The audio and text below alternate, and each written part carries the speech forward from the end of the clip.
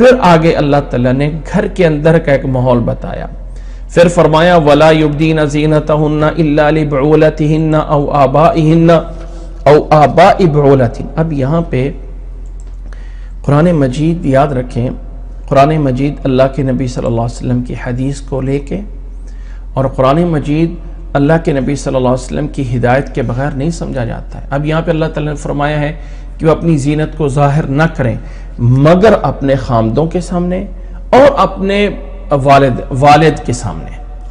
کیا والد اور خامد کے سامنے جو زینت کو ظاہر کرنا یہ برابر ہے؟ نہیں، برابر نہیں ہے۔ اس کے احکامات اپنی جگہ پہ موجود ہیں الگ سے۔ خامد کے لیے زینت کتنی ظاہر کی جا سکتی ہے اور والد کے لیے کتنی کی جا سکتی ہے، وہ الگ اپنی جگہ پہ احکامات موجود ہیں۔ یہاں مراد گویا کہ والد اور باپ کو جب ایک حکم میں لایا گیا ہے تو اس زینت سے مراد اس کے چہرے کی زینت ہے کہ اپنا چہرہ جو ہے وہ ظاہر کر سکتی ہیں اپنے خامد کے سامنے۔ إِلَّا لِبْعُولَتِهِنَّ أَوْ آبَائِهِنَّ۔ اب آبا کے اندر باپ ہے، دادا ہے، اس کا آگے نانا ہے۔ أَوْ آبَاءِ بُعُولَتِهِنَّ، یہاں پہ خامد کی طرف سے اس کے باپ آ گئے، خامد کی طرف سے اس کے جو ہے وہ باپ جو سسر ہوتا ہے اس سے بھی پردہ نہیں ہے۔ او ابنائہن، یا اپنے بیٹے اور بیٹوں کے بیٹے اور ان کے آگے بیٹے سارے اس میں شامل ہو جاتے ہیں۔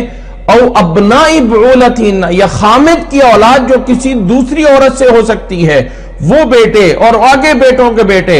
او اخوانہن، یا بھائی جو کہ بھائی باپ کی طرف سے بن سکتے ہیں، سگے بھائی ہو سکتے ہیں، ماں کی طرف سے بھائی ہو سکتے ہیں، ان سے بھی کوئی پردہ نہیں ہوگا۔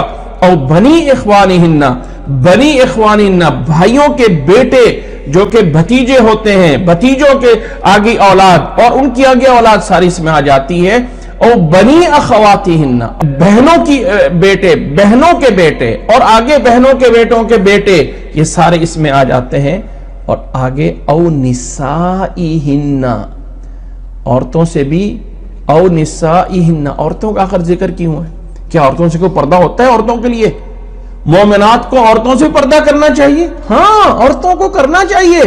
ایسی عورتیں، کچھ لوگوں نے یہاں پہ مفسرین نے کہا ہے کہ غیر مسلم عورتوں سے پردہ کرنا چاہیے، مسلم عورتوں کو بھی، اور خاص طور پہ ایسی عورتیں جو ان عورتوں کے عیبوں کو دوسری عورتوں کے سامنے جا کے بیان کرتی ہوں، ان عورتوں سے بھی پردہ کرنا چاہیے، لیکن جو اپنی عورتیں ہیں وہاں سے پردہ نہ کریں۔ یہ ہے آیت کا مطلب۔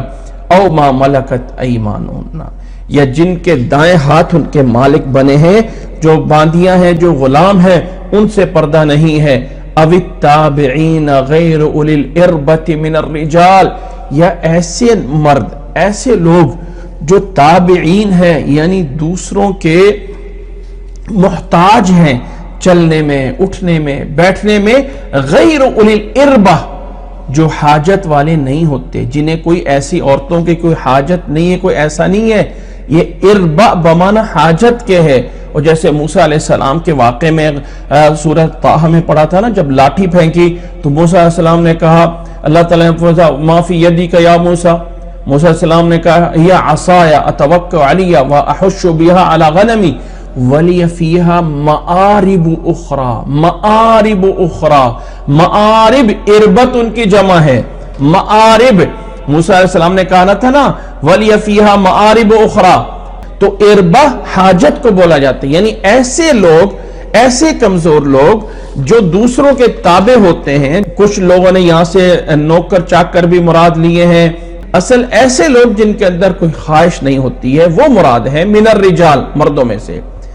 او الطفل الذین لم یظہروا علی عورات النساء، پھر اللہ نے فرمایا ایسے بچے عورتوں کے سطر کے بارے میں کچھ پتہ نہ ہو۔ یہاں پہ اللہ تعالیٰ نے بلوغت کی شرط نہیں لگائی ہے کہ وہ بچہ جو بالغ نہیں ہوا ہے اس سے تم پردہ جو ہے وہ کرو یا نہ کرو، وہ نہیں بتایا، بلکہ ایسا بچہ، آج کل تو نعوذ باللہ جو ہمارا معاشرہ ہے، جو ہمارا میڈیا ہے، جس نے 5 سال کے کیا یعنی 10 سال کے کیا 7-8 سالوں کے بچوں کو بھی سب کچھ سکھا دیا ہوتا ہے۔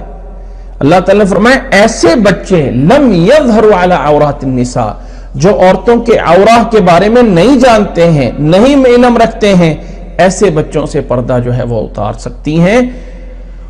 پھر اللہ تعالیٰ نے فرمایا وَلَا يَضْرِبْنَ بِأَرْجُلِهِنَّ لِيُعْلَمَ مَا يُخْفِينَ مِنْ زِينَتِهِنَّ وَلَا يَضْرِبْنَ بِأَرْجُلِهِنَّ لِيُعْلَمَ مَا يُخْفِينَ مِنْ زِينَتِهِنَّ، عورت کو اپنے پاؤں زمین پہ ایسے نہیں مارنے چاہیے۔ دیکھیں جو ہاتھ میں پہنا جاتا ہے نا وہ چوڑی یا کنگن ہوتا ہے، جو پاؤں میں پہنا جاتا ہے نا وہ پازیب ہوتا ہے، اور جب عورت چلتی ہے تو اس کا تھوڑا سا ایک آواز بھی آتی ہے کھڑ کھڑ کی، تو اللہ نے فرمایا گھر کے اندر رہ کے باہر ایسے پاؤں کو زمین پہ نہ مارو تاکہ پتہ چلے کہ خوبصورتی کتنی چھپائی جا رہی ہے، زینت کو کتنا چھپایا جا رہا ہے۔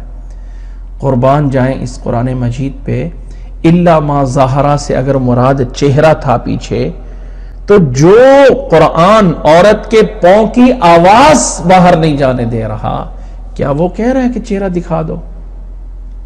جو قرآن عورت کے پاؤں کے ٹاپ چلنے کی آواز کو نہیں چاہتا ہے کہ وہ کوئی اور سنے، تو کیا وہ اس سے مطلب نکالا جاتا ہے کہ چہرہ دیکھنا جائز ہے؟ چہرے کا کوئی پردہ نہیں ہے۔ اللہ تعالیٰ سمجھنے کی توفیق عطا فرمائے۔ پھر اب آگے اللہ تعالیٰ نے یہ سارے احکامات دینے کے بعد فرمایا وَتُوبُوا إِلَى اللَّهِ جَمِيعًا أَيُّهَا الْمُؤْمِنُونَ لَعَلَّكُمْ تُفْلِحُونَ۔ اب یہاں پہ اب دونوں آیتیں آپس میں جمع ہو جاتی ہیں، قُلْ لِلْمُؤْمِنِينَ بھی اور قُلْ لِلْمُؤْمِنَاتِ بھی۔